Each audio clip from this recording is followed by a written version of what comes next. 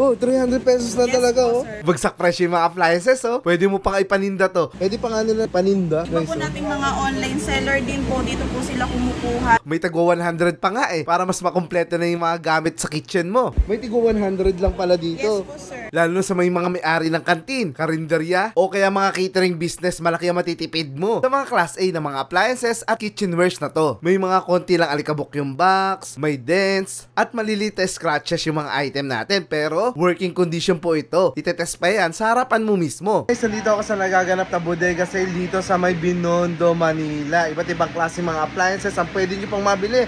At mga gamit sa kusina na talaga naman dito ay murang-mura, guys. Mula kahapon nag-start ito hanggang sa Friday po, February 28. Pwede kayo dito pumunta sa may second floor ng State Center Building. Mula alas 9 ng umaga hanggang alas 5 po ng hapon bukas ito para makabili kayo ng mga appliances na murang-mura. Sama mo pa dyan, guys, yung mga gamit sa kusina, mga food warmer, na talaga namang murang-mura dito. Especially, guys, kung kayo ay nagmamay-ari ng mga kantin, karinderya, o kaya catering business, may mga gamit kayo dito na pwede mabili na mura-mura, mga stainless, guys, magaganda yung quality. Bili mo, may nakita nga ako dito, coffee maker, 600 pesos lang. Ayan, oh, halimbawa, may gusto kong pagbigyan ng mga appliances. Ayan, dito, guys, perfect pumunta dahil talaga naman makakatipid kayo. Yung isa mong bibigyan, magiging tatlo na dala, mura, 600 pesos lang, di ba? Ulitin yung address, guys, ha, sa may State Center Building, 333 Juan Luna Street sa may Binondo, Manila. Hanggang Friday po ito, February 28. Kaya ikot ko kayo, guys, para makita pa natin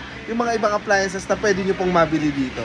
So ito, magkano to, Maria? Murang-mura, guys, di ko makapaniwala. Tingnan nyo naman. Sir, ito pong 1 liter po natin na electric kettle po is 300 pesos only. Pwede pa nga nila nitong ipaninda. Yes po, sir. Di ba yan, no? Iba po nating mga online seller din po. Dito po sila kumukuha ng kanilang pang business. Then pinapatungan din po nila ng kanilang price po. Then ito po, sir, yung ating best seller din po na 1.7 liters mas for malaki. 100 pesos only lang po.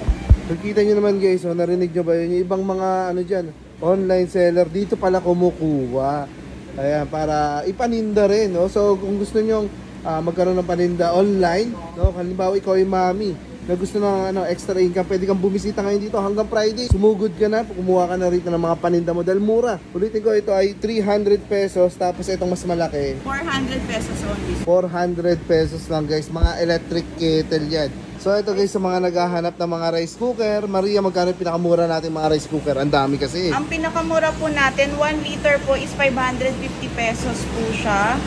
Then meron din po tayo na 1.5 liters po, 650 pesos. So, may kasama na rin po siyang steamer and stainless na rin po yung ganito niya. Oo nga, oh. So, babagay sa mga kusina pa nila. Ang gaganda, guys, ng mga design ni Kiowa ng mga rice cooker po. Ito po, may jar type po tayo. Ito, sa mga naghahanap ng jar type, magkano to? Jar type po natin is 550 pesos din po. 1 liter capacity siya. Ang kagandahan po dyan, tumatagal po yung pinakainit ng rice po natin. Then, non-stick na din po yung pinaka-ano po niya sa ingan. Hindi na siya mahirap linisin, ano? So, kahit magtutong po siya, hindi po siya maninigit. Talaga? Ayan, iba't ibang klaseng rice cooker po yun na dito.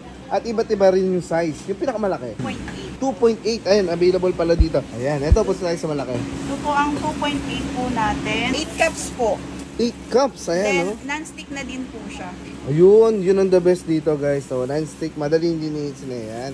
Dito po is for only 900 pesos, 2.8 liter capacity. Ayun, sa mga department store, magkano yung mga ganito, halimbawa? Mga nasa 1K, ganun. Laki na nagtipid nyo dito, guys, oh. Mga sa 1,000 pesos. Opo, kasi po kadalasan, sir, yung mga latest item po natin naka 30% off, naka 40% off. Depende po sa latest brand po natin. Yung pala. The best pumunta rito, guys, nasa 1,000 yan na save mo rito. Kaya pumunta ka na. Alam mo, dalawa ng appliances ang pwede mong mabili ron, ha? O kaya higit pa dahil may 300 lang dito. So guys, sa mga naghahanap naman ng mga dual burner. Dual burner po natin na last type po. Pero ito pala, hindi pala basta-basta to. Hindi po kasi ano po siya, heat resistant. Hindi basta-basta nababasag kahit napakainit na lang kanyang niluluto. Iron cast po, mas maganda po ito dahil mas malakas po ang buga ng apoy niya. Mga bago na to, no? Yes, then yung body po niya is stainless na din po and then medyo malapad po siya. Saka ang ganda na kanyang itsura, guys. Ito, sa magkano?